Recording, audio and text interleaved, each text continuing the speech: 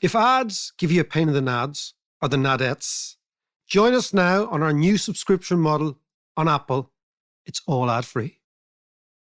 To understand the economy, you have to understand human nature. This podcast is powered by Acast. How you doing there? It is podcast time, and John is looking at me down the lens, and I think he's probably a little bit jealous, it must be said. Well, Mac, you're sitting on a boat, for Christ's sake. I mean, you are Jason of the Argonauts. Well, and speaking of your Jason Odyssey. Speaking of Jason of the Argonauts, this is exactly where I am, John. Yeah. I'm in a place called Göcek, which is in the south coast of Turkey. So people might know Marmaris and Bodrum. And this is a place about another 100 miles towards Anatolia, right? Towards Syria, actually. And I am in the middle of nowhere, a tiny little cove. I mean, I'm doing a gig here, and mates of mine said, look, if you're doing the gig in Istanbul, why don't you take a few days down here? And it is kind of glorious. Well, it kind it looks it. Kind of slightly beats the Alboat and the Shannon, you know, in the middle of the piss and rain. But all is good. All is good. So I've been on my little odyssey. We were, in Gothenburg, okay, and the podcast from Gothenburg is coming Thursday, isn't it? Thursday. And we did our Inishman Odyssey. So it's been a whole lot of things. But I'm out here, and again, John, the most impressive thing I always think about traveling is the conversations you have with people. So Turkey is, with respect to the war in Ukraine, right? Turkey is the biggest NATO power in the region. But it's also bought from Russia, amazingly, missile systems. So it's kind of equivocating between the two. It's also trying to be the broker in the entire thing. And when you talk to Turks, you realize the deep, deep history, the ambivalence towards Russia, the fact that basically the Ottomans and the Russians were fighting for hundreds of years. Yet the significance that Turkey is the only country that Russia is actually afraid of militarily, because it's huge. It's the biggest army, and it's heavily militarized. In fact, up until Erdogan, the military was the major power here, and used to tend to come and have coups and have interventions and whatever. And actually, the military, John, protected the constitution, and the constitution was written by Ataturk, and it was an entirely secular constitution. Yes. Right? Yeah. So the military were a force, ironically, for secularism against a increasing sort of Islamic fundamentalist wing.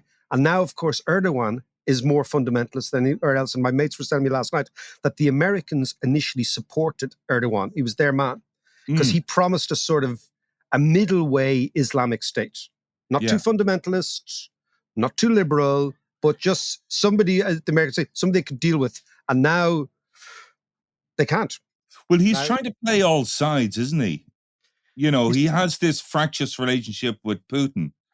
Yes, he buys loads, as you just said, of military gear from him, almost as a finger to the States. Well, the amazing thing is, Turkey is one of the longest serving members of NATO. And buying stuff from Russia was a complete volte-face. But I mean, what is fascinating here is also, for example, there are 4 million Syrian refugees in Turkey. There's a city up the road here called Gaziantep. There's a million Syrian refugees. And the Turks apparently have allowed the Syrians to work. They just said, come on in and work. So there's lots of stuff going on here. It's been fantastic. Maybe this week we'll do a maybe more in-depth thing. Of course, for listeners on the economic front of things, Turkey's rate of inflation is out of control. The currency is collapsing. So there's all sorts of other stuff going on here. We actually might talk about that next week. But for what it's worth, I've done podcasts from worse places, John. I can tell you that. We sure have, actually. I can certainly tell you that. But today I want to talk about, John, 3 or 4 things. One is what is happening in Wall Street. Why people's perceptions of interest rates have changed profoundly. What would happen in the United States if they had a interest rate crusade against inflation as they had in the late 1970s? We'll do a little bit of economic history. We might even touch on a artist that you quite like, Mr. Bruce Springsteen. Oh, yeah. We might even talk about the cultural significance of the movie Wall Street from the 80s and how it was spot on in terms of actually grasping what was going on in the States. Then what would happen to interest rates here? And then what would happen if interest rates here went to, wait for it, 6%? And I'll explain why I'm talking about 6%. Strange things happen in economics. As Mr. Keynes was asked about changing his mind, he says, when the facts change, my man, I change my mind. What do you do? And the facts on the ground are changing. So that's where we're going this week. Okay, Mark, let's start with the US. I mean, this has been the big story in all the newspapers, but one of the headlines in the Financial Times over the weekend was that the US stock market has suffered the longest streak of weekly losses in over a decade. So give us your take on that. What's going on? Well, I tell you, it's a tricky one. So let's all break the whole thing down a wee bit, right? Yeah. So what you're finding is this is the worst run in Wall Street in 10 years. So since the global financial crisis, number one, tech stocks in particular have been hammered for the last few months. So the ones that, remember last year, they were always talking about your Netflix and these sort of things, right? These stocks have been absolutely hammered. All crypto, ironically, with the exception of Bitcoin, which seems to have held up, is all hammered. All those NFTs, remember the people buying NFTs the other day? I told them the other week. They've all gone to shit, okay? So what has happened, right? That's the question. What has happened in the last while? Now, you can say it's the war. You can say it's the global slowdown. You can say it's COVID in China, all those things. But what has actually happened is a massive misreading of the Federal Reserve's intentions. So the Federal Reserve last Thursday raised interest rates by 0.5 percentage point. Sorry, misreading by who? By the financial markets. So this is a very interesting story. So we pick it apart, right? So on Wednesday, the Fed increased interest rates by 0.5 percentage point. So they're beginning this movement up off zero, up towards positive interest rates, right? The markets were prepared for a 3/4 rate increase. When that didn't come, the markets rallied, right? And then people said, hold on a second. We still have a massive inflation problem. So we've misunderstood what the Fed is doing. The Fed is what it's trying to do if you think it has a plan. And there's always a great, having worked inside central banks during a crisis, John, and having seen what happened in Ireland during the financial crisis, there's always a profound weakness to assume that the people in the top know what they're doing. Yeah. Well, I think that's fair enough, though. I mean, you have to trust somebody. And these are the so-called experts. Well, having worked inside these things, I'll actually tell you a great story. Did I ever tell you the story about Kent Clark told me over a few gargles in Hong Kong many years ago? Kent Clark, I met him at the IMF annual bash in Hong Kong in 1997. He was a really funny guy, Kent Clark, right? And during the 1992 Black September, Black Wednesday, when sterling collapsed, right? And George Soros speculated against sterling, the perception was that the people who ran sterling, the Bank of England, the British government, the British Treasury, knew what they were doing, right? Because that's what they said, right? That we're fighting for sterling. Kent Clark was the Home Secretary at the time. A guy called Norman Lamont was the Finance Secretary. I can't remember. Heseltine was involved there as well. Maybe Douglas Hurd was Foreign Secretary, etc. And John Major was the Prime Minister. And Kent Clark told me that the day that sterling collapsed, right? Himself, Heseltine, Lamont, and Major were sitting around a transistor radio in the kitchen of number 10, getting their information from BBC Radio 4. Can you imagine that? and then coming out onto the Beeb and saying, oh, don't worry, the sterling is fine, right? Same shit happened in Ireland when I was working in the central bank. Remember I told you about the don't frighten the horses comment? Yeah. That sort of stuff. So that's it's like a feedback loop, that, isn't it? It's like a feedback loop.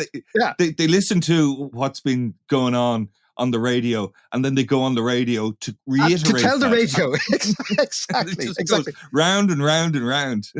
So be under no illusions that the Fed is full of geniuses who know what they're doing. That's the first assumption we should scotch, right? Yeah. It's full of normal human beings. Remember we had the interview a couple of weeks ago with the guy who wrote the book about looking at the Fed and Fed watching. He took all the notes. His name escapes. It's a very interesting book, right? It was called The Lords of Easy Money. Yeah. I mean, His analysis was very simple. These are just human beings doing a job in a weird world which is so complex that nobody really understands. So that's the first thing.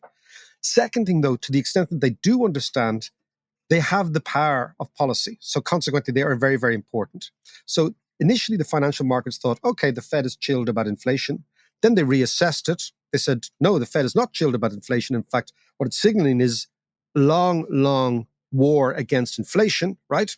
And financial markets just sold off, right? So Thursday they rallied, but Friday they sold off. And what the sell-off is showing is that there's a pattern of behavior here, which is that at every stage they think there's good news, they reassess and they double down. And what they're really worried about is the recession that might be prompted by the excessive reaction to a rate of inflation that doesn't go away on its own.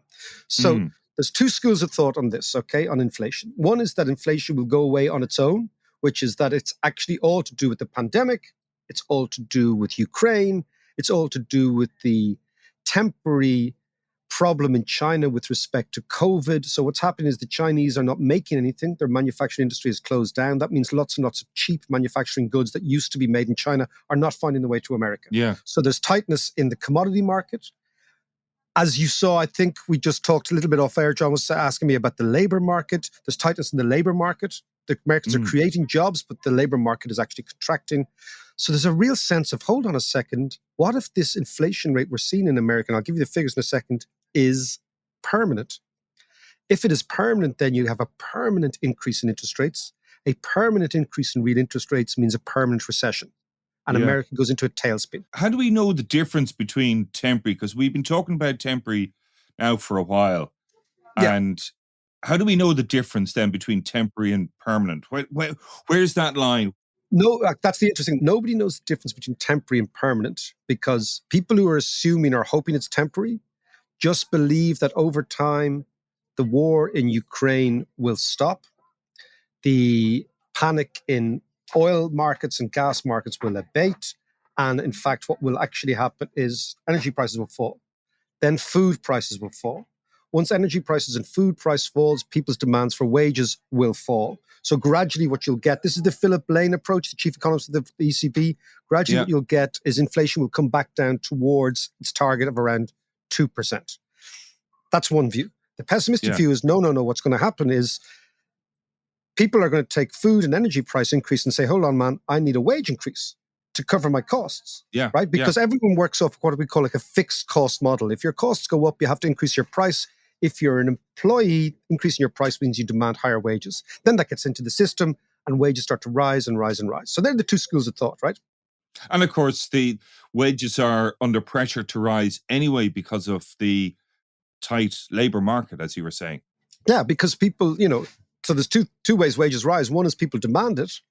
And the other one is that employers have to pay it, not because people demand it, but to attract in people. So it actually works both ways. So that's the first thing. But what I want to do is say, if, for example, interest rates would have to rise to 6%, 7%, either in the US, a little bit higher, or a little bit lower in the EU, but that changes the game completely. So let's talk about that. Right. But I want to talk to you first about the last time we were here, because it's very important to look at history and see what happened in the past. The last time we were here was in the early 1980s, late 1970s, early 1980s. Very, very similar situation. You have a revolution in Iran. You have the Soviet takeover of Afghanistan. You have spikes in oil prices. You have an unpopular president in the United States who gets bogged down in the Iran hostages situation in the way in which Biden can clearly get bogged down in Jimmy Carter you're talking about. Yeah, exactly. And Biden could get bogged down in the Ukraine. So there's lots and lots of similarities, okay? The Federal Reserve at that stage, under a guy called Paul Volcker, was actually not only the most hard-ass central banker in the world, but maybe the tallest man in the world. He was 6'10". Jesus. It was absolutely enormous, right? He comes in at the central bank and he says, we're going to crush this inflation enemy because America with inflation is a weak America. He raised interest rates at their peak, John, to 22%. People can't get their head around this. America had 22% in living memory. Now, what that did was it precipitated a massive, massive recession because anybody who was borrowed at any level, went bust, number one. Yeah. Two, every company's balance sheet at 22% interest rates implodes if you've any debt, and all companies carry debt. Yeah. That's on the supply side. On the demand side, once you start to get people getting laid off, demand in the economy shrinks, and you get this downward spiral. Maybe the best And way to anyone look, with a mortgage would have been absolutely they were hosed, crucified. hosed, and the American housing market tanked completely, right? So they precipitated a rapid recession. Now, interestingly, probably the best way to look at this is to listen to culture, right? If you listen to Bruce Springsteen's album, The River, and I know you're a Springsteen fan. Yeah, absolutely. It's a fantastic album. Far from his best album, but it's a fantastic album nonetheless. Is it not one of his best? I thought all you I know Springsteen fellas loved it. Well, you fellas. I'm just listening.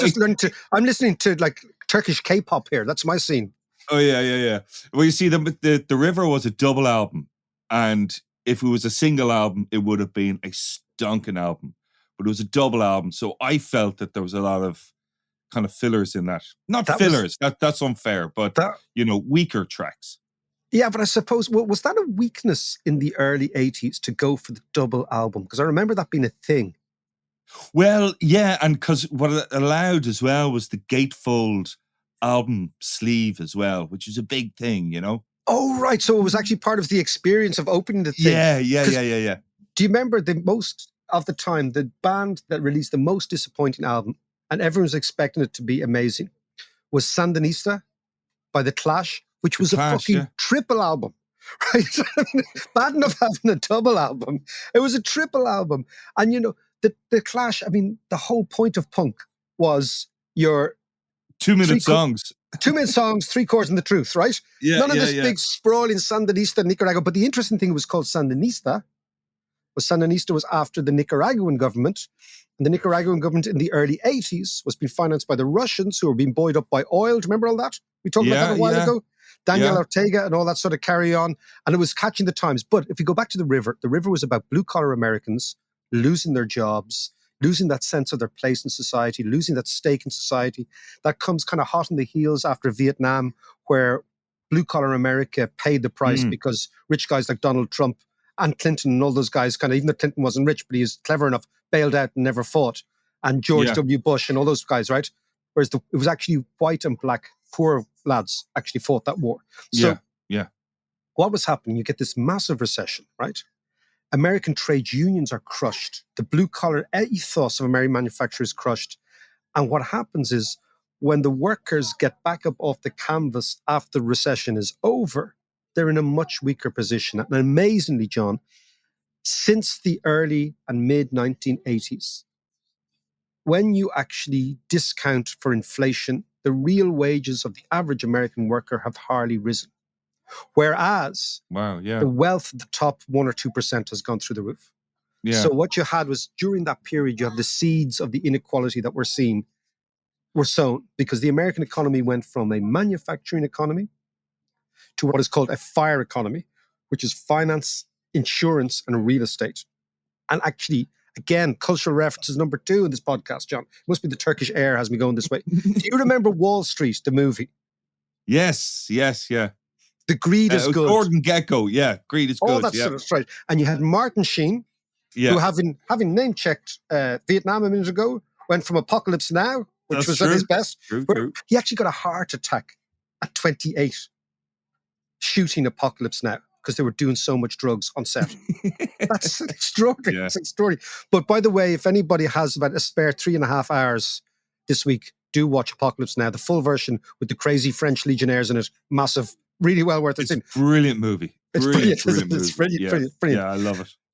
But to get back to Wall Street, the conflict at the heart of Wall Street was between Martin Sheen, who was a trade union man, blue-collar worker. He was an engineer or a mechanic in an airline company.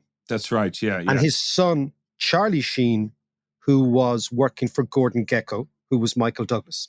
Yeah. And at the time, the drama of Wall Street was that Gordon Gekko was a corporate raider.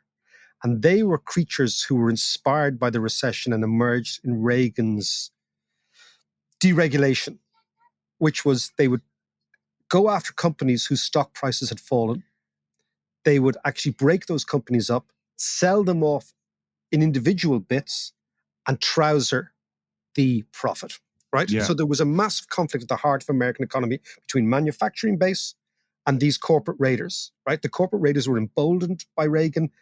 The manufacturing base hated Reagan.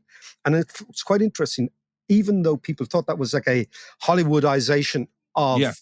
the plot was actually very real. It was actually really, really well structured. So what I'm saying is America went through a profound change as a result of a crusade against inflation, which was orchestrated from the very, very top.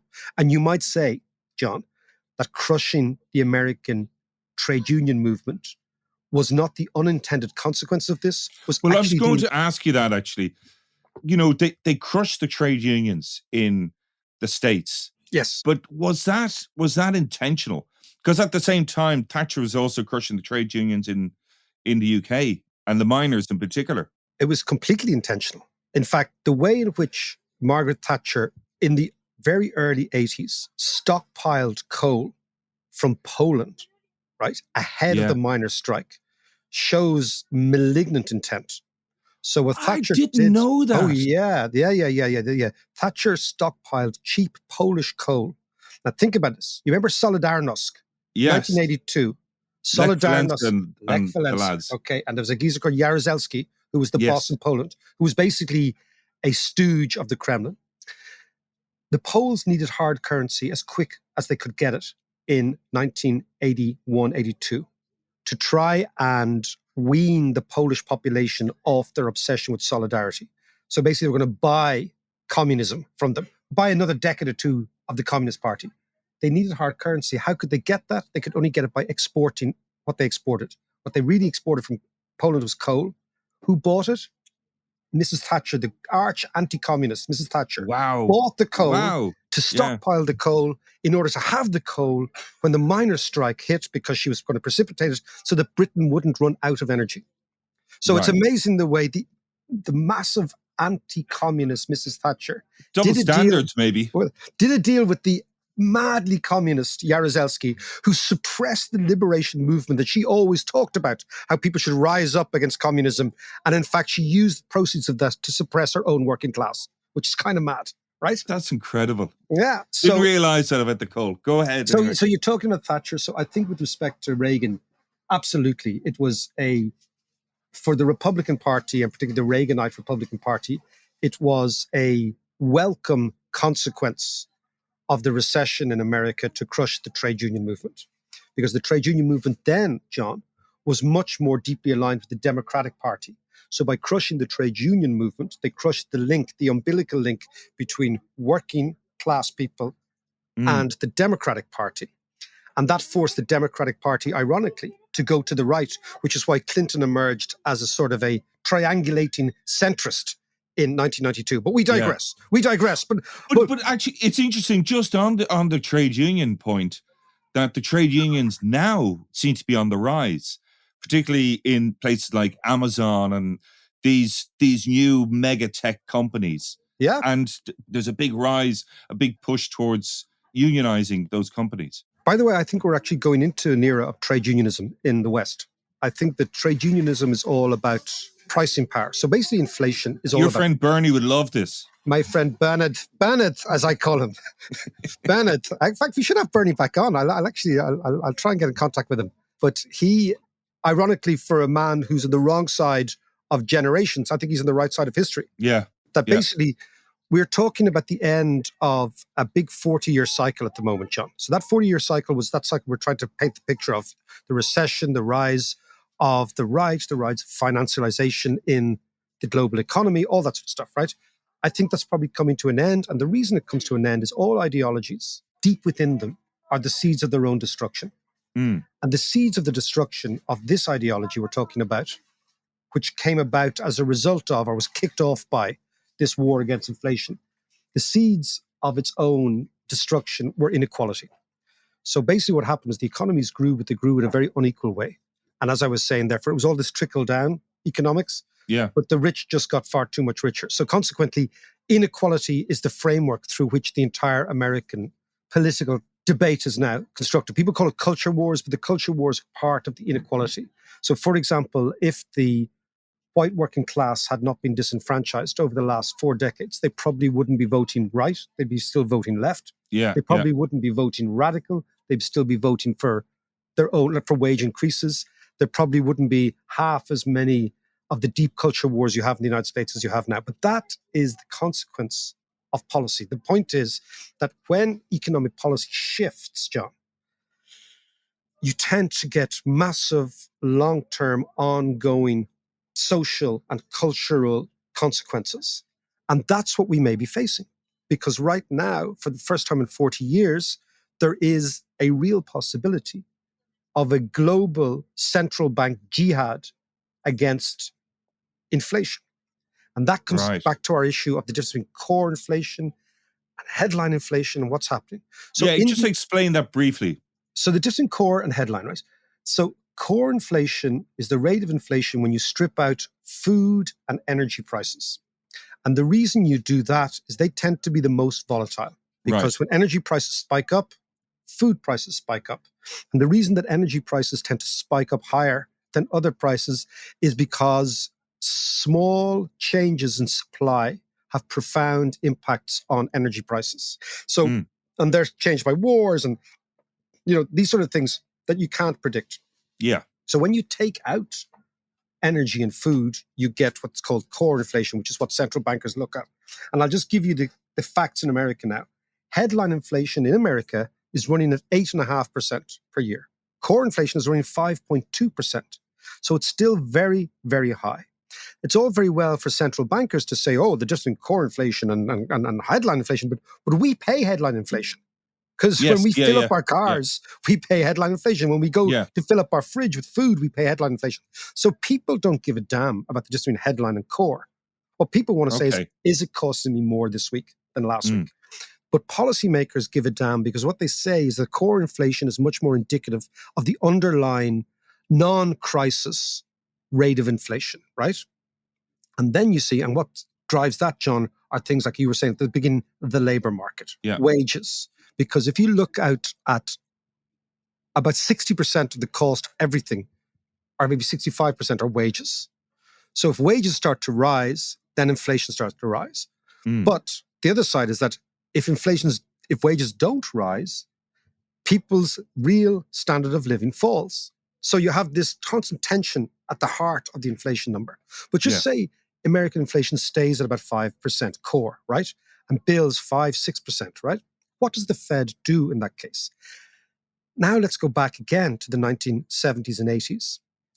When the rate of inflation, core inflation, was at around 5 or 6%, the only way in which the Americans could bring the rate of inflation down was to have a real interest rate equivalent to the core rate of inflation. Now, the real interest rate is the nominal interest rate, which is the interest rate we see, minus the rate of inflation. Okay. So if the core rate of inflation is 5%, in order to destroy inflation in the economy, you would have to have a nominal interest rate of 10%.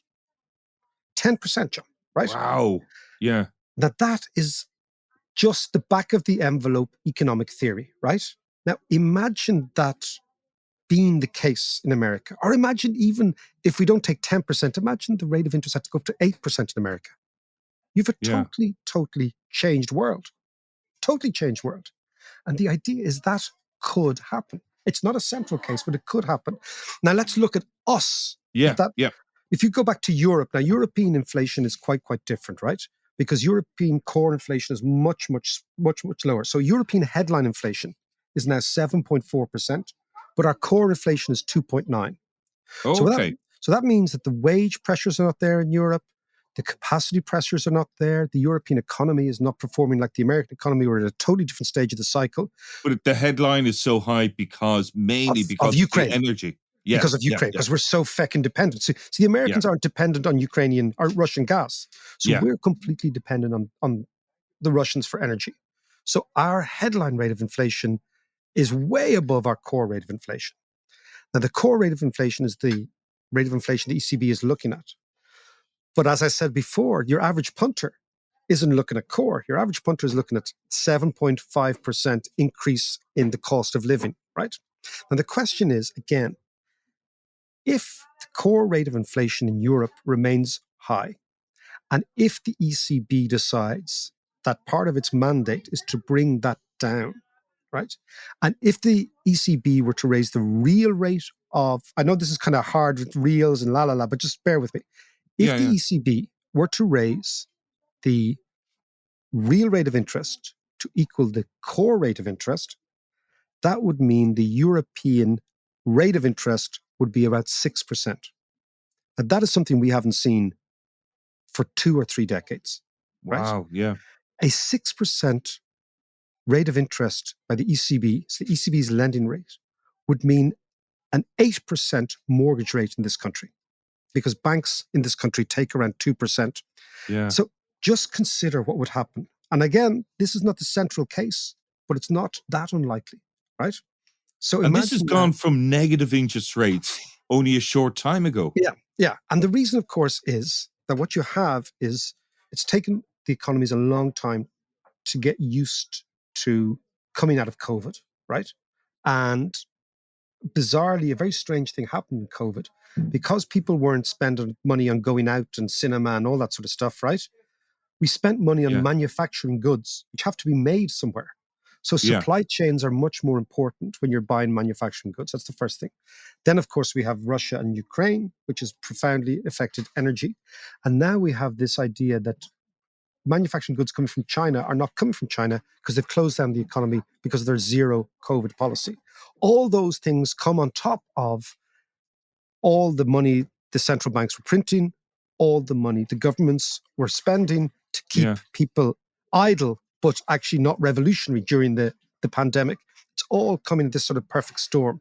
Now, fascinatingly, I happen to think that inflation will abate, but I think the central bankers might panic because all their credibility is infused with this idea that they can control inflation. Now, if they do panic and become what they call hawkish, there is a chance that the ECB moves into a highly aggressive, following the Americans, interest rate path. And the end point of that would be a mortgage rate in Ireland of around 7 to maybe even 8%, or could be 6 to 7%. Now, just think about how that would impact on our economy, our domestic economy. Yeah, I shudder to think, actually. Well, I'll give you a few figures, John. I'll give you a few figures, right? The latest central bank report in Ireland says there's 70 billion of loans outstanding on mortgages, right? So that's basically the mortgage book of Ireland is 70 billion, right? The Irish GDP is about 350 billion. So it's a big, big chunk of GDP. A huge chunk, yeah. 91% of that 70 billion is on people's houses. So it's not on buy to rent. It's not on investment properties. It's on your average punter's house. Yeah. 50% of that is on floating interest rates. So we're very different to the Germans and the French. We use floating interest rates. They use fixed interest rates. So, for example, in Germany, if you buy a mortgage, right, you get a fixed 30-year rate and never changes. Really? Yeah. Wow. So you basically what you do is you buy the long end. So the German banks lend to you for 30 years. They borrow also for 30 years against that liability. So consequently, you get a fixed rate for 30 years. Irish banks play the silly game, which is they borrow short and lend long. So basically, they're borrowing from us, the depositor, and then they're lending to us, the mortgage holder, which means that we're on floating rates, which means that we're highly sensitive to changes in short-term interest rates. So about half of the Irish mortgage book would shift automatically. And that's also compounded by the likes of Ulster Bank and all that leaving the Irish market. They've all left the Irish market, so there's no competition. There's only 2 banks in Ireland, right? Yeah. AIB and Bank of Ireland. So we're kind of back to where we were many, many years ago. Also, of the 6 this last year, JM's generation took out 676 million of new mortgages last year alone, which is quite a lot, okay? Yeah. But the average rate of those mortgages was 2.75%. The equivalent mortgages taken out in Germany and France today, the average rate is 1.3%. So Irish punters are paying twice on average. Shafted again. Shafted, right? So imagine a situation where interest rates rise very rapidly. If you had nominal interest rates going up to 4 or 5%, then you add that 2% on top, you're talking mortgage rates of close to 7, Yeah. right? Now, the consequences of that are phenomenal for a housing market that is already at crazy, crazy levels. Now, the good side is that for many people hoping to buy a house, those sort of interest rates would cause house prices to fall dramatically, right? Okay, right. Yeah, But yeah. the bad thing is for those who've just bought houses, it means they're in negative equity. So again, the thing about the economy, John, it's always a tension at the heart. You know what I was talking about between the capitalists and labor, between the old trade unionists and, for example, the financial guys, the Gordon Yeah. Geckos, between the people who've just bought a house and the people who are just about to buy a house. It's always a tension, right? And the change in the rate of interest, which has been signaled by events over this weekend, which I think is still an extreme case, is still one worth considering because the implications are phenomenal. Why do you think it's an extreme case? Because And why are you so optimistic? Because, John, I'm an optimistic sort of guy. You know me for many, many years. You see my glass, the glass here. It's always half full. That's because you keep topping it up, Mac. Unfortunately, it's water, John. It's water. It's early doors here. It's early doors. Okay, just to come back to the other big news that's happening at the moment is the UK local elections. And in Northern Ireland, the Shinners wiped the floor with everyone. And Yeah, now they they are, did. for the first time, they are the biggest party in Northern Ireland. And possibly in the next general election in Ireland, they'll win. They'll walk through. So the Shinners will be the force to be dealt with. Well, I mean, the extraordinary thing, just to come back to the Northern Irish, if you look at the numbers now, the Shinners got 29% of the vote. 29%. The DUP got 20%. So the biggest unionist party is 9 percentage points behind them, which is phenomenal, right? Yeah. We've done this before in the podcast. I've told you that I always believe that the move towards United Ireland is kind of inevitable based on demography and economics and all that sort of thing. I mean, the crazy thing now for the unionist parties is they've moved dramatically to the right. Your man, the TUV, the traditional unionist voice did very well. So the unionists they're doing an Afrikaner. They're moving to the right under threat. Actually, I was on TV with that guy once a couple of years ago. Oh, yes. I actually have a listen to this. Yeah, should there be a bank holiday for the Easter Rising in 2016, seeing as there's one for the Queen's Jubilee? Surely this is only fair. Foster? Absolutely not. There's no comparison between the Diamond Jubilee of our sovereign in the United Kingdom and some foreign grubby failed rebellion 100 years ago in some other place. Jim, because you already celebrate something that happened in a foreign country called the Battle of the Boyne. Right, okay, so anyway. That is such a gem. That That's brilliant. Anyway, let's come back to it very, very briefly. Shinners, clearly the party of the moment. Unionists in the north need to figure out that they share an island with people, and that island is not Britain. That island is Ireland. And this, they have to get that into their heads, and it's going to take a long negotiation, etc. But the interesting thing you think about the Shinners in power, let's just link the Shinners in power to what we were saying about interest rates there, John. Yeah. The rise in interest rates will be periodical and long if we're into this new phase, right? It may not necessarily have bitten by the time the Shinners fight the election, our general election in the Republic in 2 years' time. But there is a vista, and it's along the following lines, and this is why it's very important for the Shinners to be aware of interest rates, right? Interest rates are the one piece of public policy that members of the Eurozone cannot affect, right? So it's out of our control. Yeah. And there is a vista, which is Sinn Féin do really well in the north. They do really well in the south. They promise homes for everybody. They promise to get rid of corruption. They promise a whole new economic model, right? They get into power just when interest rates are beginning to rise. And within the first 2 years of their government, they're looking at real interest rates of 4 or 5%, mortgage rates of 8%, lending collapsing, the housing market going into a tailspin. And it could well be that interest rates are more consequential for the near and medium-term future of Sinn Féin than the unionists have ever been. Whoa, Jesus. Well, I tell you, there's plenty of new material there for old Bruce to get stuck into. Actually, speaking of new material, John, Lucy's got a new track out. Here it is. Let's play out with it. It's called The Woman in Me.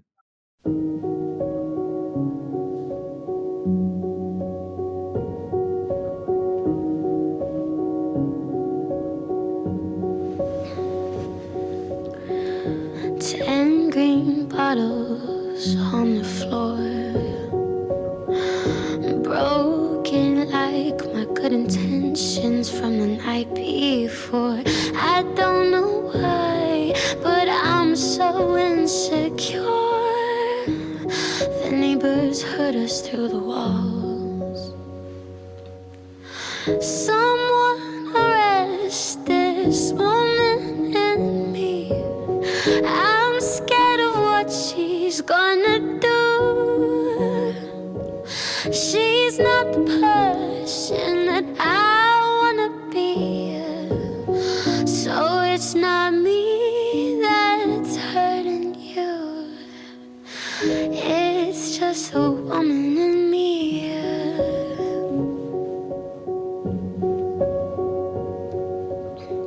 I'm the dark side of the street, the driver working late, who at the wheel drifts off to sleep. They say the pride comes before a fall.